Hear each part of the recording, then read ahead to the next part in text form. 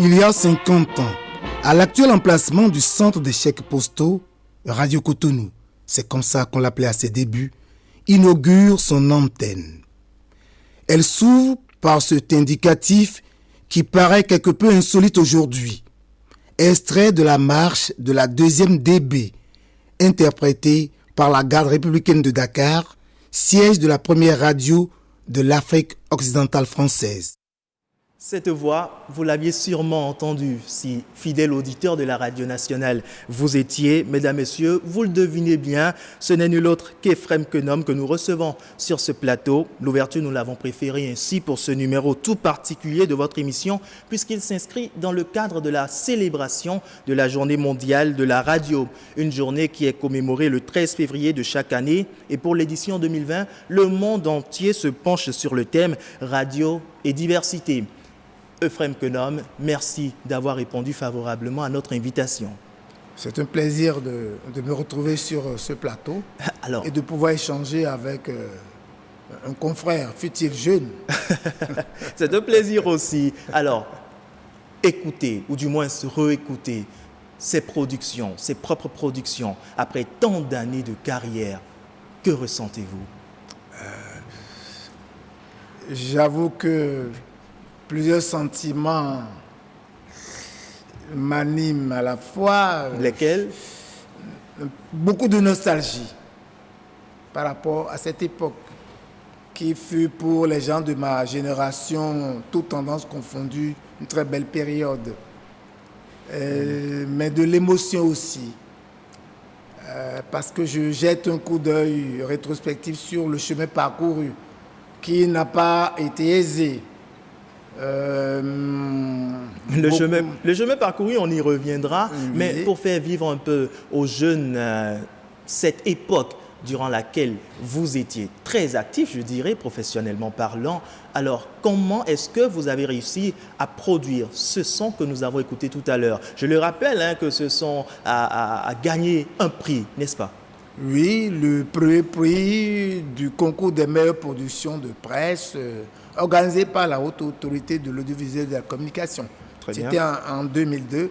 Au fait, j'avais produit cette émission parce que je suis un fouineur, je suis un passionné des archives, parce que sans les archives, on ne peut rien faire. Et donc, régulièrement, j'allais m'enfermer à la documentation dans l'ancienne maison pour pouvoir déterrer tous les faits politiques, socio-économiques qui ont marqué la vie de notre pays. Et j'ai découvert beaucoup de choses. Et parmi ces archives qui sont une richesse pour nous, j'ai découvert également les émissions produites dans les années 60-70 par les anciens. Ce qu'on peut appeler, sans se tromper, avec le respect qui leur est dû, les icônes. Absolument. Les icônes de la radio. De la radio. Je vais citer les Richard Adniambossou, les Jean Mouza, les Marcel Gbenou, lui déjà disparu, Laura Adavalande. Alors j'ai écrit les têtes de liaison, j'ai rencontré deux des meilleurs mixeurs de la maison, Paul Agbo, Honoré Atoum, et puis j'ai réalisé l'émission. Mais curieusement, l'émission n'a pas été diffusée. Je ne sais pas pour quelle raison. Je l'ai gardée jusqu'au jour où j'ai appris que la Haute Autorité de l'Audiovisuel et de la Communication organisait ce concours. Donc pour la presse écrite, vous n'aviez pas fait cette production avec à l'esprit de gagner un concours? Non, pas du tout, pas du tout. J'ai réalisé, j'ai gardé. Et quand j'ai appris 3 ans après, parce que j'ai réalisé cette émission en 1999, 3 ans après, 2002, donc mars 2002, concours des meilleures positions de poste, j'ai dit, mais pourquoi ne pas être candidat, mais sans trop y croire. Et pour la radio, le jury a décidé que c'était la meilleure émission, le premier prix. Vous avez connu la radio sous toutes ses mutations, je dirais, durant le temps. Alors, qu'est-ce qui a changé selon vous?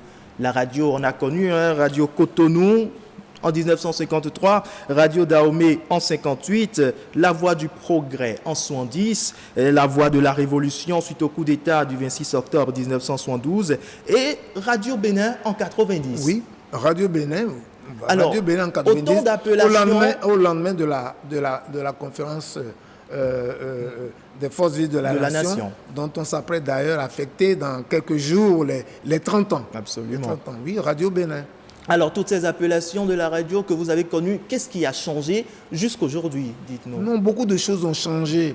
À la naissance de la radio, c'était 1h15 d'émission par jour. Waouh!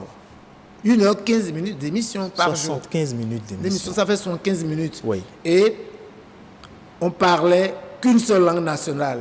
Le 7 mars 1953, Anatole Kouassi, qui était l'animateur d'antenne, instituteur de profession, et puis également écrivain et poète. C'est lui qui, le premier, a parlé la langue nationale fond sur les antennes. Il n'y avait que cette langue-là. Et puis le français. Et les choses ont évolué. Dans les années 60 à 70, on est passé à 14 heures d'émission par jour. 14 heures d'émission. 14 heures d'émission. Et les années 80 à 90, on est passé à 14 heures, 50 minutes. Et puis des années 90 à 2000, 17 heures d'émission par jour. Waouh. Que de chemin parcouru. Beaucoup pour aller de vite. Et depuis les années 2000, on aimait 24 heures sur 24. Mais pour faire 1h15 d'émission, on a besoin, ils étaient 5 au démarrage de la radio. 5 pour 1 heure d'émission. Oui, c'est ça. Ils étaient 5. Parce que non, là, il faut inclure le personnel administratif, le directeur, et puis, bon, le chauffeur, tout le reste, là, était 2. Mais dans les années 60, Richard Nambossou, avec qui j'ai beaucoup discuté sur l'imitation de la radio, m'a dit que le 1er août 60, déjà à l'indépendance, ils étaient 65. 65. Ils étaient 65. Parce que on est passé du fond, on y a ajouté le Yoruba. Oui. Et après le Goum, ça faisait 3 langues. 3 langues et nationales. après le Guin, que nous on appelle communément le Mina. Oui. Ça faisait déjà 4. Et puis, une langue du Nord, le Dendi et le Bariba. Ça faisait déjà 16. Oui, et de cette langue, on est passé à 10 langues. Et quand nous on arrivait dans la maison, en 76, c'était 10 langues. Et puis, finalement, à 18 langues nationales. Pour 18 langues nationales aujourd'hui pour couvrir tout le territoire. Pour le territoire national, parce que tous les Béninois du Nord au Sud, de l'Est à l'Ouest, quelles que soient leurs conditions sociales, doivent participer. Hein? Chacun ce qui le concerne au développement. Et donc, les messages de la radio doivent pouvoir s'adresser à tout le monde. Alors, une diversité de langues nationales est justement le thème de la Journée mondiale de la radio cette année. L'UNESCO le rappelle bien, il faut que les stations de radio desservent des communautés diverses, leur offrent une grande variété de programmes, de points de vue et de contenus. Et les radios doivent être capables également, dans leur organisation et leur opération, de refléter la diversité de leur public. Selon vous, pourquoi insister sur cette diversité-là? Oui, la diversité, on doit y insister parce que quand nous prenons la plupart des pays d'Afrique, oui, c'est le Rwanda ou le Burundi, c'est les 2 exceptions. Dans ces 2 pays où on ne parle qu'une seule langue nationale, le Kenya à Rwanda, du nord aussi, de l'est à l'ouest. Bien sûr. Et puis tout le monde se comprend. Mais quand vous prenez d'autres pays, mais c'est une multiplicité de langues. Hein, quand vous prenez un pays comme le Congo démocratique, c'est près de 350 langues. Et donc, le Bénin, c'est plus d'une centaine. Bien sûr. Et donc, lorsqu'on va parler de développement, il faut que chacun se sente concerné. Lorsqu'on va parler, par exemple, le programme de développement du pays, que ce soit sur le plan de l'éducation, sur le plan de la santé, hein, sur le plan de l'agriculture, comment améliorer les revenus, hein, également sur d'autres plans, sur le plan culturel. Oui. Il faut que chacun se sente concerné. Et donc, plus il y a de langues, plus nous avons la chance que chacun se sent concerné par la vie du pays, sur tous ces plans-là. Et puis, les 90% de ceux qui fabriquent la richesse sont les populations rurales. sont les populations rurales. Vous verrez des Fonds, vous verrez des Yoruba, des Goum, des Guin, des Adja, ceux qui parlent le Sahwe.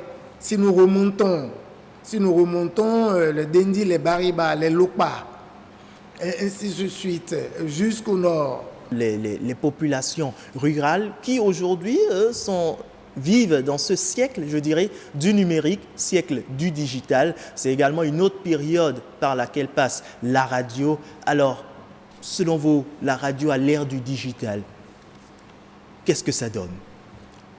La première réaction qu'on peut avoir, c'est de dire « Waouh !» C'est-à-dire « Bravo !» Nous évoluons avec la technologie moderne et tous les atouts qu'elle nous apporte. C'est bien, mais est-ce que nous avons réellement les moyens d'aller dans cette direction-là? Alors, Euphrem Kenom, on y reviendra, mais avant tout, le digital. Aujourd'hui, tout se digitalise. Hein? Oui. On a la radio sur son téléphone, on a la radio sur son smartphone aujourd'hui. Et diriez-vous que certains métiers sont appelés à disparaître avec cette évolution qu'on connaît? Oui, mais nous sommes sur un plateau de télévision, nous discutons entre professionnels. Oui. Et le moins qu'on puisse dire, c'est que nous réfléchissons quand même, puisque nous avons les yeux ouverts sur les réalités de notre monde. Oui, parce que bientôt, contrairement à ce qui se passait il y a quelques années, un journaliste doit être capable lui-même de filmer les images, de tourner, de revenir... de reportage. De reportage, faire de son pouvoir montage. faire le montage, d'être capable de faire le mixage. Et donc, il va devenir un homme polyvalent. Ce qui va arriver, et il faut y penser, c'est que des métiers vont disparaître. Ça, c'est encore un autre débat. Donc ceux qui sont concernés vont dire, et nous, on va devenir quoi? Est-ce qu'on en arrivera à ne plus avoir un technicien pur dans les radios? Alors, je vous donne ma réponse. Oui. Elle est personnelle. L'émission dont vous venez de nous faire écouter un extrait, oui. Quand j'ai mon ingénieur du son à côté de moi, il me donne l'assurance. Parce que par rapport à moi, lui, il a la maîtrise. Il a la maîtrise. J'ai bien peur que moi, en le faisant, est-ce que je suis assuré que j'aurai la qualité technique qu'il faut? Parce que je suis convaincu qu'on ne doit pas faire pour faire, mais il faut faire pour bien faire. Pour bien faire. Je suis sûr qu'on va trouver un terrain d'entente parce qu'on ne doit pas jeter à la mer tous ces braves gens qui sont à nos côtés, qui travaillent, qui nous apportent leur talent, leurs compétences et qui nous permettent d'aller de l'avant. Parce que nous faisons un travail d'équipe. Alors justement, c'est un travail d'équipe. Et pour en arriver à cette production que nous avons écoutée, ça a été un travail en équipe. Avec l'aide de la réalisation, mesdames, messieurs, nous allons écouter une voix que vous n'avez probablement pas entendue, celle du tout premier technicien, n'est-ce pas, monsieur Euphrem Kenom, le tout premier technicien de la radio. Il était là, au studio, oui, le 7 mars 1953, quelque part à l'actuel quartier de Ganri, dans un local de PTT transformé pour l'occasion, pour la circonstance, en studio. Et il a pour nom Simon Semlinko. On écoute Simon Semlinko avec l'aide de la réalisation et on revient pour continuer cet échange. On était au nombre de 3 ou 4. Un directeur, Claude Berthaud, il est mort sur la route de Porto-Novo, il venait d'un reportage. Une secrétaire, une dame européenne. Et puis un animateur fond, l'Anatole Kwasi. Un chauffeur qui s'appelle Serge Aloukonou. Et puis moi, Simon Semlinko, le technicien. On avait démarré dans une petite maison au PTT, comme une chambre à coucher, un salon. Et le travail marchait très bien. Le travail marchait très bien, malgré ces conditions dans lesquelles ils vivaient. Et est-ce qu'ils avaient espoir que ce sacrifice qu'ils faisaient donnerait ce qu'est la radio aujourd'hui dans notre pays? Cette génération d'hommes et de femmes avait le courage chevillé au cœur ils avaient la passion, parce que sachant qu'ils étaient les pionniers d'une ère nouvelle qui commençait. Et donc, Simon Semiko, j'ai mis 6 ans avant de lui arracher la petite minute. Waouh, 6 années pour avoir ce petit temps. Oui, ce petit extrait. J'ai commencé à entreprendre des démarches auprès de lui parce que il ne parle pas beaucoup. Mais quand j'ai appris que dans la maison, il était le seul témoin de cet événement important, la création de la radio, le démarrage des émissions radio le 7 mars 1953, je me suis dit, comme tout bon professionnel, qu'il fallait arracher de lui quelques témoignages de la période. Et vous avez réussi à l'avoir. Mais ça n'a pas été facile. Il m'a toujours dit non. Il m'a proposé ceci, il dit je te parle et tu écris, tu aimes écrire. J'ai fini par lui dire un jour, mais en radio, c'est pas l'écrit, c'est le son. Et bien, votre côté professionnel a pris le dessus et vous avez bien été obligé de lui arracher ses propos. Voilà. Alors, Simon Semlinko qui s'est sacrifié pour qu'aujourd'hui la radio nationale soit ce qu'elle est. Et la radio nationale est à l'ère du digital, à l'ère du numérique. On a des applications aujourd'hui avec nos téléphones portables. On a d'ailleurs la radio qu'on filme désormais et qu'on peut voir à la télé. Bravo, nous avançons. Avec l'évolution du monde, oui. Avec l'évolution de la technologie. Je vous ai dit tout à l'heure que la vie est dynamique. Et donc, on ne peut pas refuser cela. Mais à chaque pas, il faut faire en sorte que nous puissions nous donner les moyens d'aller sur ce terrain-là. Parce que si nous avançons dans les domaines dont vous venez de parler avec beaucoup d'enthousiasme, oui, je partage cet enthousiasme-là, mais si nous n'avons pas le retour, nous risquons de ne pas atteindre les objectifs. Alors, vous abordez les défis de la radio aujourd'hui. Quels sont ces défis-là, selon vous ? Les défis. Est-ce que nous sommes prêts ? Excusez-moi de vous le dire de façon ouverte. Oui. Est-ce que nous sommes prêts ? Je vais vous raconter une petite histoire. Quand je suis devenu directeur de la radio, le 10 janvier 1994, nous avions depuis 2 ans un contrat avec RFI qui diffusait déjà en FM à Cotonou depuis 1991. Mais il y avait donc un contrat de partenariat entre les 2 stations. Oui. Et la deuxième partie, c'était l'antenne partagée. Les matins de 10h à 12h et l'après-midi de 15h à 17h. L'antenne partagée animée par des autres les animateurs d'ici. Il s'est fait que l'administration de RFI a estimé quelque temps après que le contenu ne respectait pas ce qu'elle aurait souhaité. Et de façon unilatérale, on rompt le contrat en envoyant une lettre incendiaire au DG de l'ORTB, Émile Désiré Loboudou, qui vient de nous quitter, paix à son âme. Oui. Et je reçois une copie de la lettre. Il fallait donc arrêter. Cette chaîne que je peux appeler la mère de l'Atlantique FM s'appelait FM 90. Le contenu ne répondait pas à cette norme. Le DG, Loboudou, m'instruit de façon formelle pour démarrer une nouvelle chaîne FM dans 1 semaine. Et prenant mon courage à 2 mains, en discutant avec les collègues, j'ai fait une fiche pour le démontrer, preuve à l'appui que ce n'était pas possible. Nous n'étions pas prêts. Nous n'étions pas prêts.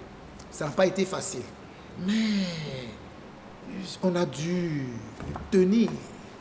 Atlantique FM a démarré ses émissions le 9 mai 1994. Le 9 mai C'est pour 1994. cette raison de janvier à mai. Et pourquoi? C'est pour avoir le temps de préparer le contenu de l'antenne.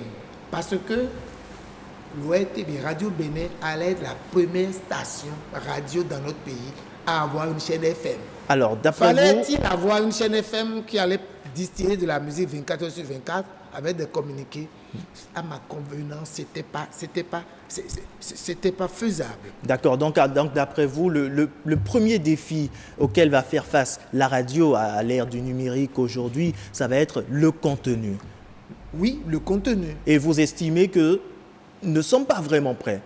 Mais il faut que je puisse avoir les éléments pour dire que nous sommes prêts. Parce que le contenu, c'est quoi? C'est des émissions Bien sûr. de bonne facture. Oui. Et pour faire des émissions de bonne facture, on ne fera pas toutes les émissions sur un plateau de télé. Il faut pouvoir sortir Ou pour aller faire les on ne productions. fera pas les émissions que dans un studio. Non, direz-vous? non, mais le béaba de la production, c'est ça. Il faut pouvoir sortir. Bien sûr. Il faut avoir du matériel roulant. Il faut avoir tout ce qu'il faut comme cassette. Il faut entretenir les gens sur le terrain. C'est ça. C'est le contenu, c'est les émissions d'abord. Et qu'en est-il du défi Et du personnel. Le personnel qu'il faut. Et qu'en est-il du défi de l'instantanéité? Parce qu'aujourd'hui, avec la pluralité de réseaux sociaux que nous avons, il y a également le défi de l'instantanéité. Autrefois, la radio pouvait être le premier média par lequel on pouvait apprendre une information. Mais aujourd'hui, ça reste les réseaux sociaux. Oui, les réseaux sociaux, avec tout ce que nous savons, comme scories, comme fake news, que les réseaux sociaux disent-ils. Oui. Mais est-ce que les réseaux sociaux peuvent remplacer de façon fondamentale le travail de la radio, le travail de la télé, le travail de la presse écrite? Parce qu'au moins les journalistes professionnels prennent du temps. Réfléchir pour concevoir, réfléchir pour faire les plans, Oui. aller sur le terrain, aller rassembler les différents éléments, revenir pour préparer, mettre à la disposition, que ce soit des auditeurs et des téléspectateurs. Oui. Et donc, tout ce que vous dites, c'est bien, mais est-ce que nous sommes prêts? C'est cela. Donc, le contenu, ça veut dire des émissions qui répondent aux préoccupations des auditeurs et des téléspectateurs. Bien sûr. Mais il y a également le problème des ressources humaines. Il y a le problème des ressources humaines. Qui sont ceux qui vont être chargés de produire les émissions? En ont-ils les compétences? En ont-ils les aptitudes, les capacités? Et puis il y a beaucoup de choses derrière. Dites-nous, aujourd'hui, et ça va être probablement votre mot pour conclure, est-ce que, à beau mentir, celui qui prétend que la radio est le média le moins écouté aujourd'hui ou le moins suivi? Je crois que c'est réducteur. Et j'ajouterai, c'est même simpliste, un tel raisonnement. Quand vous prenez une ville comme Cotonou, la plus grande du Bénin, c'est un mégapole, 1 500 000 habitants. Vous connaissez le pourcentage de la population qui dispose d'un téléviseur à la maison? Il n'y en a pas beaucoup, direz-vous. Mais à peine, à peine. Si on est généreux, on va dire 50%. Et donc, quel est le média qui a la portée de la majorité de nos citoyens, compte tenu de notre pouvoir d'achat, que je ne saurais qualifier, mais on peut dire si faible. Mais à l'intérieur du pays, dans les champs, quel est le média qui permet à nos populations rurales, 90%, de pouvoir être au courant de ce qui se passe? Ça va être la radio. On vous aura compris, Faire le Euphrem cours Kenom. d'achat à la portée de toutes les bourses, maniabilité très facile. Merci, Vous mettez des Euphrem piles, ça Kenom. marche. Aujourd'hui, avec l'énergie solaire, voilà, et ça marche et puis on y va. Merci Euphrem Kenom, on vous aura compris. Mesdames, Messieurs, c'est la fin malheureusement de cet entretien. Je suis certain que vous auriez voulu que ça se poursuive. Hélas, nous sommes pris par le temps. Que retenir? Eh bien, la radio est un outil puissant pour célébrer l'humanité dans toute sa diversité. Et cette capacité unique à toucher le public le plus large signifie que la radio peut façonner l'expérience de la société dans la diversité, être l'arène où toutes les voix peuvent s'exprimer, être représentées et entendues. La radio reste, la radio vit, la radio survit, peu importe toutes les mutations, et elle demeure le média le plus suivi, comme vous avez entendu Euphrem Quenom nous le dire. BB24 reste également, et nous vous reviendrons la prochaine fois pour un autre numéro d'entretien. Merci de votre fidélité.